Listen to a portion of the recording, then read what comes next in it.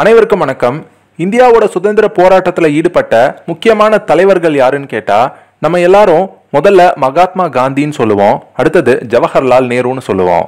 ஆனா அந்த ஜவஹர்லால் நேருக்கு ஈக்குவலான இன்னொரு தலைவர் இருந்தாரு, அவர் தான் சர்தார் வல்லபாய் பட்டேல். ஆனா அவரோட புகழ் மட்டும் வெளியே வரவே இல்லை. அதுக்கு முக்கியமான காரணம் என்னன்னா அவர் இருந்த இந்தியன் நேஷனல் காங்கிரஸ் கட்சி தான். ஏன்னா ஜவஹர்லால் நேருவோட குடும்பத்தார் தான் அவருக்கு அப்புறமா வரிசையா காங்கிரஸ் கட்சியை தலைமை வகிச்சுட்டு வராங்க. ஸோ அவங்க என்ன நினைச்சாங்கன்னா ஜவஹர்லால் நேரு மட்டும் ஒரு தனி தலைவராக இருக்கணும்னு நினைச்சாங்க. ஸோ அதனால அவங்க தான் வல்லபாய் பட்டேலோட வரலாற்றை இருட்டடிப்பு செஞ்சாங்க. ஸோ இன்னைக்கு பாட்காஸ்ட்ல நம்ம அந்த சர்தார் வல்லபாய் பட்டேல் அவர்களை பத்தி தான் பார்க்க போறோம். முதல்ல அவரோட வாழ்க்கை வரலாறு பார்க்க போறோம். அதுக்கப்புறமா அவர் பற்றியும் நிறைய நெகட்டிவான விஷயங்கள் இருக்கு, அது என்னென்னன்றதை பார்க்க போறோம். அதுக்கப்புறம் 3000 கோடி செலவு பண்ணி அவருக்கு சிலை வச்சாங்க இல்லையா, அந்த சிலைக்கு பின்னாடி இருக்கிற அரசியல் என்ன அப்படிங்கிறதையும் பார்க்க போறோம். சரி வாங்க ஒன்று ஒன்றா பார்க்கலாம். சர்தார் வல்லபாய் பட்டேலோட உண்மையான பேரு வல்லபாய் ஜவஹர்பாய் பட்டேல். சர்தார் அப்படிங்கிறதுக்கு குரு, தலைவன் இல்லைன்னா ஒரு வழிகாட்டி அப்படின்னு அர்த்தம். ஸோ அதனால தான் அவரை சர்தார் வல்லபாய் பட்டேல் அப்படின்னு சொல்றாங்க. அவர் 1875 குஜராத்தில் கேடா மாவட்டத்தில் இருக்கிற நதியாத் அப்படிங்கிற ஊர்ல பிறந்தாரு. அவங்க அப்பா பேரு ஜவஹர்பாய் பட்டேல், அம்மா பேரு லாத்பா. அவங்களுக்கு மொத்தம் 6 குழந்தைகள், அதுல 4வது குழந்தை தான் வல்லபாய் பட்டேல். வல்லபாய் பட்டேல எல்லா குழந்தைகளையும் மாதிரி ஸ்கூல்ல சேர்த்து விட்டாங்க. ஸ்கூல்ல படிக்கும்போது பாத்தீங்கன்னா அவர் ஒரு ஆவரேஜ் ஸ்டூடெண்ட் தான். அவருக்குன்னு பெரிய லட்சியம்லாம் எதுவும் கிடையாது. அதுக்கப்புறமா ஒரு 18 வயசு இருக்கும்போது ஜவஹர்பென் அப்படிங்கிற ஒரு பெண்ணை வல்லபாய் பட்டேலுக்கு திருமணம் பண்ணி வச்சாங்க. அதுக்கப்புறம் ஒரு சில வருஷங்கள் கழிச்சு அவருக்கு 22 வயசாகும்போது பள்ளி படிப்பு முடிஞ்சுது. அதுக்கப்புறமா வல்லபாய் பட்டேல் ஒரு லாயர் ஆகணும்னு நினைச்சாரு. ஆனா அதுக்காக அவர் கல்லூரிக்கெல்லாம் போகல, வீட்லயே உட்கார்ந்து மற்ற லாயர்கள் கிட்ட புத்தகத்தை வாங்கி படிச்சாரு. அதே சமயம் வறுமை காரணமா கிடைக்கிற சில வேலைகளையும் செஞ்சாரு. அதுக்கப்புறம் கரஸ் முறையில் லாயருக்கான எக்ஸாமை எழுதினாரு. 2 வருஷம் கழிச்சு அவரோட படிப்பு முடிஞ்சுது. அதுக்கப்புறம் வல்லபாய் பட்டேல் அவர் நினைச்சா மாதிரியே ஒரு லாயர் ஆனாரு. அதுக்கப்புறமா அவரோட மனைவியை கூட்டிட்டு போயிட்டு கோத்ரா அப்படிங்கிற ஊர்ல ஒரு லாயரா பணியை தொடங்கினாரு. ஒரு சில வருஷங்களுக்கு அந்த பணி ரொம்ப சிறப்பா இருந்தது. இந்த நேரத்துல அவங்களுக்கு மணிபென் அப்படிங்கிற ஒரு பெண் குழந்தை பிறந்தாங்க. அதுக்கப்புறமா ஒரு சில வருஷங்கள் கழிச்சு தயாபாய் அப்படிங்கிற ஒரு ஆண் குழந்தையும் பிறந்தாங்க. அதுக்கப்புறமா வல்லபாய் பட்டேலுக்கு பாரிஸ்டர் ஆகணும் அப்படிங்கிற எண்ணம் வந்தது. பாரிஸ்டர் அப்படின்னா என்னன்னா, நம்ம ஊர்ல லா படிக்கிறவங்கள லாயர் அப்படின்னு சொல்றோம். அதே இங்கிலாந்துல போயிட்டு லா படிக்கிறவங்கள பாரிஸ்டர் அப்படின்னு சொல்லுவாங்க. மேபி அந்த காலத்துல இங்கிலாந்துல சொல்லி கொடுக்குற அந்த லா கோர்ஸ்ல இன்னும் சட்ட நுணுக்கங்களை ரொம்ப தெளிவா சொல்லி கொடுப்பாங்க. ஸோ அதனால அந்த காலத்துல இந்தியாவில இருந்த எல்லா வழக்கறிஞர்களுமே பாரிஸ்டர் ஆகணும் அப்படின்னு ஆசைப்பட்டாங்க. ஸோ வல்லபாய் பட்டேலுக்கும் அந்த ஆசை வந்தது. அதனால கொஞ்சம் கொஞ்சமா காசு சேர்த்து வச்சாரு. காசு சேர்ந்ததுக்கு அப்புறமா இங்கிலாந்துல இருக்கிற ஒரு காலேஜ்ல பாரிஸ்டர் படிக்கிறதுக்காக அப்ளை பண்ணாரு. அந்த காலேஜ்ல இருந்து ரிப்ளை லெட்டரும் வந்தது. ஆனா அந்த லெட்டர் பாத்தீங்கன்னா கோத்ரால இருக்கிற இவரோட வீட்டுக்கு வரல, நதியாதுல இருக்கிற அவரோட சொந்த வீட்டுக்கு போச்சு. அந்த லெட்டர்ல வல்லபாய் பட்டேலோட பேரு எப்படி இருந்ததுன்னு பாத்தீங்கன்னா விஜே பட்டேல் அப்படின்னு இருந்தது. அதாவது வல்லபாய் ஜவஹர்பாய் பட்டேல் இல்லையா அவரோட ஃபுல் நேம், அதோட ஷார்ட் ஃபார்மா விஜே பட்டேல் அப்படின்னு இருந்தது. ஆனா இந்த விஜே பட்டேல் அப்படிங்கிற பேரு அவரோட அண்ணன் விட்டல்பாய் ஜவஹர்பாய் பட்டேலுக்கும் பொருந்தும். ஸோ இந்த லெட்டரை பார்த்த உடனே அவங்க அண்ணன் விட்டல்பாய் ஜவஹர்பாய் பட்டேல் என்ன கேட்டாருன்னா, நீ இங்கே இருந்து குடும்பத்தை பார்த்துக்கோ, நான் இந்த அப்பாயின்மெண்ட் லெட்டரை வச்சு இங்கிலாண்டில் போய் முதல்ல பாரிஸ்டருக்கு படிச்சுட்டு வந்துடுறேன், அதுக்கப்புறமா திருப்பியும் நீ இங்கிலாந்து போய் பாரிஸ்டருக்கு படிச்சுக்கோ அப்படின்னு சொன்னாரு. அண்ணன் மேலே இருந்த அளவு கடந்த அன்பால வல்லபாய் பட்டேல் அதுக்கு ஒத்துக்கிட்டாரு. ஸோ விட்டல்பாய் பட்டேல் முதல்ல இங்கிலாந்துக்கு போய் பாரிஸ்டர் படிக்க ஆரம்பிச்சாரு. அந்த நேரத்துல வல்லபாய் பட்டேல் தான் அவரோட அண்ணன் குடும்பத்தையும் சேர்த்து கோத்ரால இருந்து பார்த்துக்கிட்டாரு. ஆனா அதுக்கப்புறமா ஒரு சில மாசங்கள்லயே எதிர்பாராத விதமா வல்லபாய் பட்டேலோட மனைவி ஜவஹர்பென் நோய்வாய்ப்பட்டு இறந்துட்டாங்க.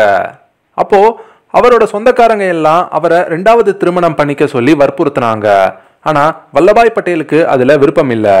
இருந்தாலும் அவர் ரொம்ப நல்லா சம்பாதிச்சு அவரோட குழந்தைகளை நல்ல ஸ்கூல்ல படிக்க வச்சாரு. அதுக்கப்புறமா திருப்பியும் கொஞ்சம் கொஞ்சமா காசு சேர்த்து வச்சாரு. அவருக்கு ஒரு 36 வயசு இருக்கும்போது பாரிஸ்டர் பட்டம் வாங்குறதுக்காக இங்கிலாந்துக்கு கிளம்பி போனாரு. அங்க ஒரு 2.5 வருஷம் நல்லா படிச்சாரு, பாரிஸ்டர் பட்டம் வாங்கினாரு.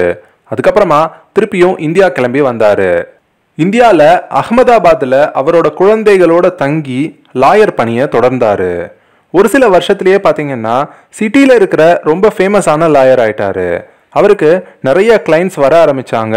ஸோ அதனால அவருக்கு நிறைய வசதியும் வந்தது. அதுக்கப்புறமா வல்லபாய் பட்டேலுக்கு சமூக சேவைகள் பண்ணணும், அப்புறம் அரசியல்ல ஈடுபடணும் அப்படிங்கிற ஆசை வந்தது. ஸோ அதனால தன்னை இந்தியன் நேஷனல் காங்கிரஸ்ல இணைச்சுக்கிட்டாரு. மகாத்மா காந்தியோட கொள்கைகளால அதிகமா ஈர்க்கப்பட்டாரு. ஸோ அதனால அகமதாபாத்ல இருக்கிற மக்கள் மத்தியில மகாத்மா காந்தியோட கொள்கைகளை பரப்புனாரு. அதுக்கப்புறம் 1917ல கோத்ரால காங்கிரஸ் கான்ஃபரன்ஸ் ஒன்று நடந்தது. அதுல முதல் முறையா மகாத்மா காந்தியை சந்திக்கிற வாய்ப்பு வல்லபாய் பட்டேலுக்கு கிடைச்சது. முதல் சந்திப்பிலேயே 2 பேருக்கும் நடுவுல ஒரு நல்ல நட்பு ஏற்பட்டுச்சு.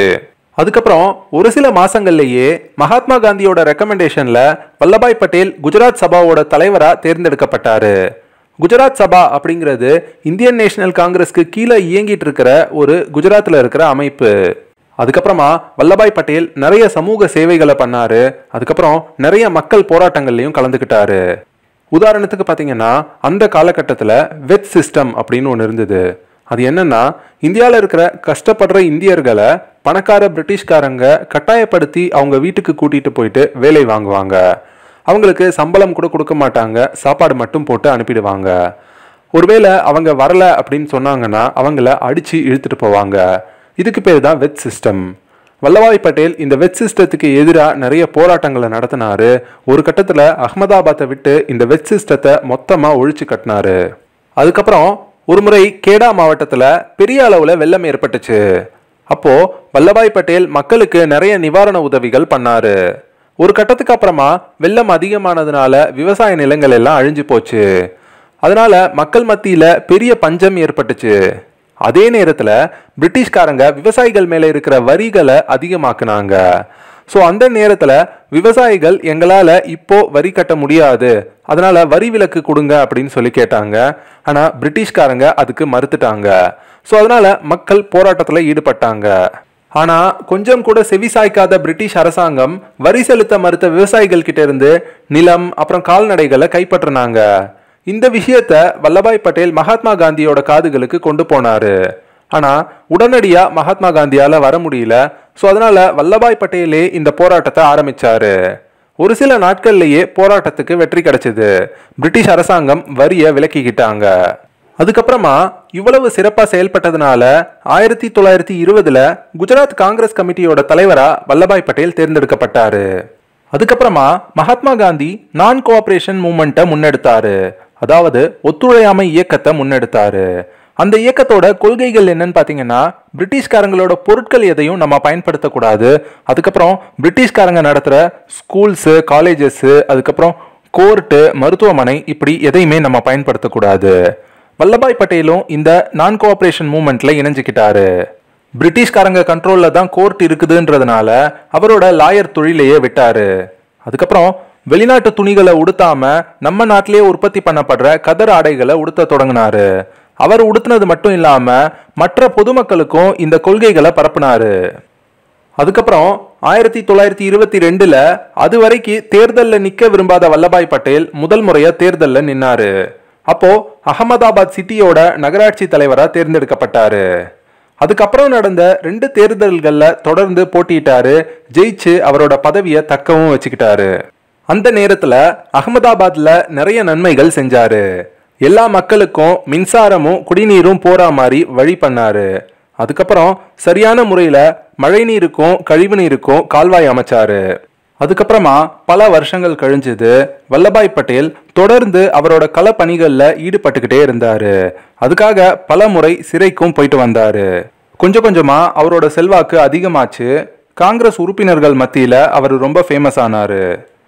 1931ல கராச்சியில் நடந்த காங்கிரஸ் மாநாட்டை வல்லபாய் பட்டேல் தலைமை தாங்கினாரு. அந்த அளவுக்கு அவரோட செல்வாக்கு பெருகிச்சு. அதுக்கப்புறம் ஒரு வருஷம் கழிச்சு 1932ல மகாத்மா காந்தியும் வல்லபாய் பட்டேலும் ஒரு போராட்டத்தில் ஈடுபட்டு இருந்தப்போ பிரிட்டிஷ்காரங்க அவங்க 2 பேரையும் கைது பண்ணி ஒரே சிறையில் அடைச்சாங்க. அவங்க கிட்டத்தட்ட 1.5 வருஷத்துக்கு ஒரே சிறையில் தான் இருந்தாங்க. அந்த நேரத்துல வல்லபாய் பட்டேலுக்கும் மகாத்மா காந்திக்கும் நடுவுல ஒரு பெரிய நட்பு ஏற்பட்டுச்சு. ரிலீஸ் ஆகி வந்ததுக்கு அப்புறம் பாத்தீங்கன்னா வல்லபாய் பட்டேலுக்கு மகாத்மா காந்தி மேல பெரிய மரியாதை ஏற்பட்டுச்சு. ரொம்ப குருட்டுத்தனமா மகாத்மா காந்திய நம்ப ஆரம்பிச்சாரு. மகாத்மா காந்தி என்ன சொன்னாலும் அது கரெக்டா இருக்கும் அப்படின்னு வல்லபாய் பட்டேல் நினைச்சாரு. அதுக்கப்புறமா மகாத்மா காந்தி முன்னெடுக்கிற எல்லா போராட்டத்திலையும் ரொம்ப வீரியமா வல்லபாய் பட்டேல் ஈடுபட ஆரம்பிச்சாரு. குறிப்பா குவிட் இந்தியா மூவ்மெண்ட்னு சொல்லப்படுற வெள்ளையனே வெளியேறு போராட்டத்துல வல்லபாய் பட்டேல் பெரிய பங்கு வகிச்சாரு. இந்த போராட்டத்தோட விளைவா 1947 இந்தியாவுக்கு சுதந்திரம் கிடைச்சது. சுதந்திரம் கிடைச்ச அந்த நேரத்துல இந்தியாவுக்கு பிரைம் மினிஸ்டர் யாரு அப்படிங்கிற பேச்சு அடிபட்டது. அப்போ ஜவஹர்லால் நேருவை எதிர்த்து வல்லபாய் பட்டேல் போட்டி போட்டாரு. ஆனா மகாத்மா காந்தி வல்லபாய் பட்டேலை போட்டியில இருந்து விலக சொன்னாரு. அதனால வல்லபாய் பட்டேல் போட்டியில இருந்து விலகினாரு. ஜவஹர்லால் நேரு இந்தியாவோட பிரைம் மினிஸ்டரா தேர்ந்தெடுக்கப்பட்டாரு. என்ன சொல்லப்படுதுன்னா, ஒருவேளை வல்லபாய் பட்டேல் போட்டி போட்டிருந்தாரு அப்படின்னா அவர் தான் இந்தியாவோட பிரைம் மினிஸ்டர் ஆயிருப்பாரு. ஏன்னா அந்த அளவுக்கு அவருக்கு காங்கிரஸ்ல செல்வாக்கு இருந்ததுன்னு சொல்லப்படுது. அதுக்கப்புறமா வல்லபாய் பட்டேலுக்கு இந்தியாவோட உள்துறை அமைச்சர் பதவி கொடுக்கப்பட்டது. அந்த நேரத்துல இந்தியா பாத்தீங்கன்னா இப்போ இருக்கிற மாதிரி ஒரே நாடா இல்ல, 500க்கும் மேற்பட்ட சின்ன சின்ன சமஸ்தானங்களா பிரிஞ்சு கிடந்தது. அந்த எல்லா சமஸ்தானத்தையும் இணைக்கிற பொறுப்பு தான் முதல்ல வல்லபாய் பட்டேலுக்கு கொடுக்கப்பட்டது. அப்போ வல்லபாய் பட்டேல் என்ன பண்ணாருன்னா, அதுக்குன்னு தனியா ஒரு குழுவை உருவாக்குனாரு.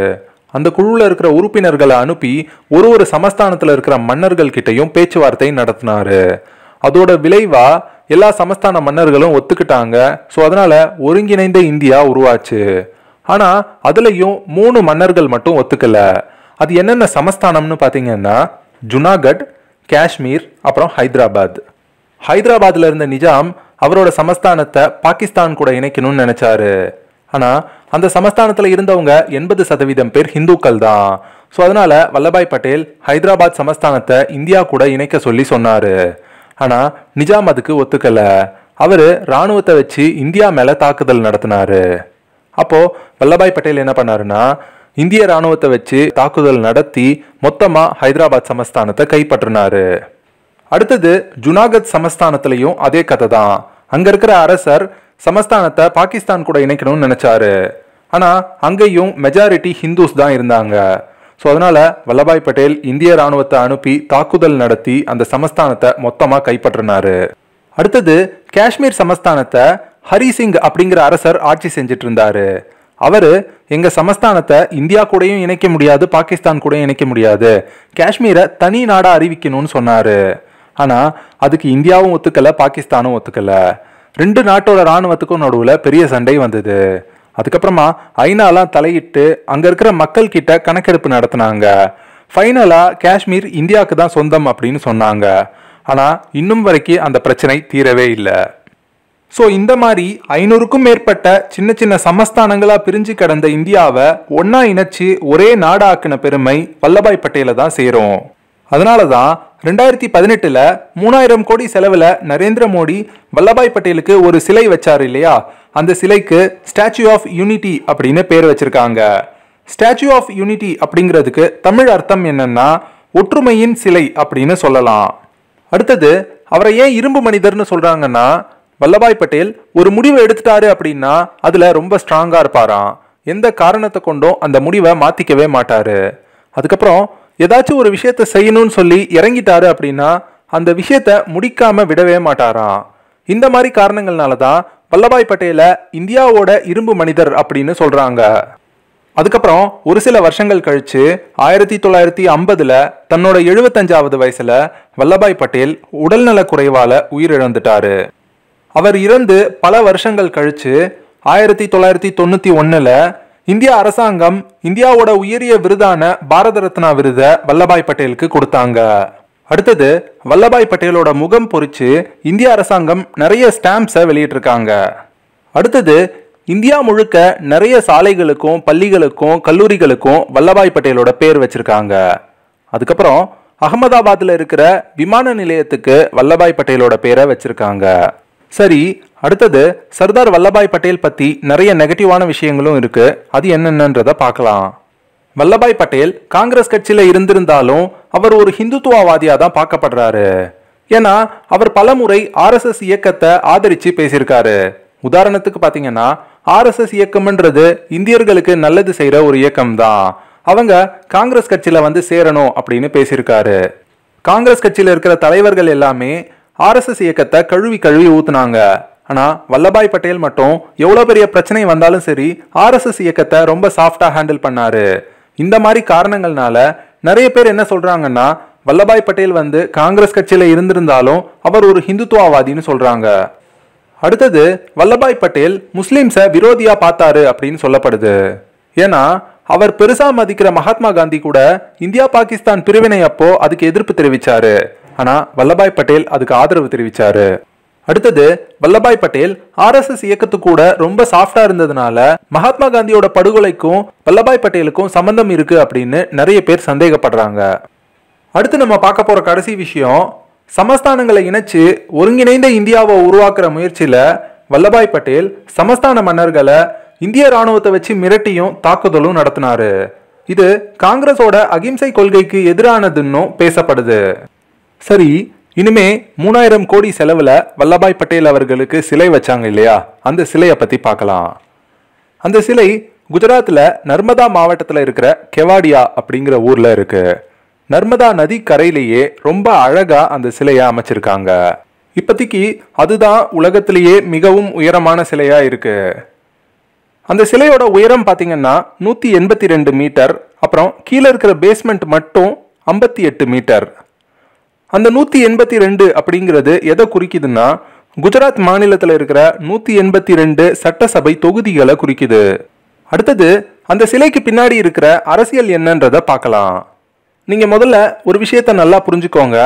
இந்த 3000 கோடி செலவுல கட்டப்பட்ட வல்லபாய் பட்டேலோட சிலைக்கு பின்னாடி இருக்கிறது இந்திய அரசியல் கிடையாது, குஜராத்திய அரசியல். குஜராத்ல அடுத்தடுத்த தேர்தல்கள்ல தொடர்ந்து பாஜக வெற்றி பெறணுன்றதுக்காகவே கட்டப்பட்ட ஒரு சிலை தான் அது. பொதுவா நம்மள மாதிரி தமிழர்களுக்கு பாத்தீங்கன்னா சேர சோழ பாண்டியர்கள் மேல, அப்புறம் திருவள்ளுவர் மேல, பாரதியார் மேல எல்லாம் ஒரு பெரிய ஈர்ப்பு இருக்கும். அதே மாதிரி குஜராத்தியர்களுக்கு மகாத்மா காந்தி, வல்லபாய் பட்டேல் மாதிரியான குஜராத்திய தலைவர்கள் மேல ஒரு பெரிய ஈர்ப்பு இருந்தது. அதை நரேந்திர மோடி சரியா பயன்படுத்தினாரு. 2013ல அவர் குஜராத்தோட முதலமைச்சரா இருந்தப்போ இந்த சிலை கட்டுறதுக்கான திட்டத்தை அறிமுகப்படுத்தினாரு. அப்போ அவர் நினைச்சிருந்தாருன்னா மகாத்மா காந்திக்கு சிலை வச்சிருக்கலாம், ஏன்னா மகாத்மா காந்தியும் ஒரு குஜராத்தியர் தான். ஆனா காந்தியோட சிலை வச்சிருந்தா அது காங்கிரஸ்க்கும் சாதகமா போயிருக்கும். அதனாலதான் அவர் வல்லபாய் பட்டேலை தேர்ந்தெடுத்தாரு. இப்போ நீங்க வல்லபாய் பட்டேலும் காங்கிரஸை சேர்ந்தவர் தானே அப்படின்னு நினைக்கலாம். ஆனா வல்லபாய் பட்டேல் காங்கிரஸை சேர்ந்தவரா இருந்தாலும் அவர் ஒரு ஹிந்துத்துவவாதி. அவர் பல இடங்கள்ல ஆர்எஸ்எஸ்க்கு சாதகமா பேசியிருக்காரு. இன்னொரு பக்கம் வல்லபாய் பட்டேலோட புகழ் ஓங்கிச்சு அப்படின்னா ஆட்டோமேட்டிக்கா ஜவஹர்லால் நேரு தான் காங்கிரஸோட தனி தலைவர் அப்படின்னு காமிச்சிட்டு வர ராகுல் காந்தியோட ஃபேமிலிக்கும் பாதிப்பு ஏற்படும். இதுதான் நரேந்திர மோடியோட கால்குலேஷன். அடுத்தது இந்த சிலை உலகத்திலேயே உயரமான சிலைன்றதுனால உலக நாடுகள் மத்தியில இந்தியாவுக்கே இதனால பெருமை ஏற்படுது. அப்புறம் இந்த சிலை கட்டுறதுக்கு பாத்தீங்கன்னா மொத்தம் 3000 கோடி இந்திய ரூபாய் செலவானதா சொல்லப்படுது. அதுக்கு குஜராத் அரசாங்கம் 500 கோடியை ஒதுக்குனாங்க, இந்திய அரசாங்கம் 200 கோடியை ஒதுக்குனாங்க. மீதி தேவைப்பட்ட 2300 கோடியை குஜராத்தில் இருக்கிற கார்பரேட் கம்பெனிஸ் கிட்ட டொனேஷனா கலெக்ட் பண்ணதா சொல்லப்படுது. சரி மக்களே, அவ்வளோதான் இந்த பாட்காஸ்ட். இது உங்களுக்கு பிடிச்சிருக்கும்னு நம்புறேன். இதே மாதிரி இன்னும் நிறைய பாட்காஸ்ட் கேட்கணும்னு நினைச்சீங்கன்னா நம்ம சேனலுக்கு சப்ஸ்கிரைப் பண்ணுங்க. மீண்டும் இன்னொரு பாட்காஸ்ட்ல சந்திக்கலாம். நன்றி.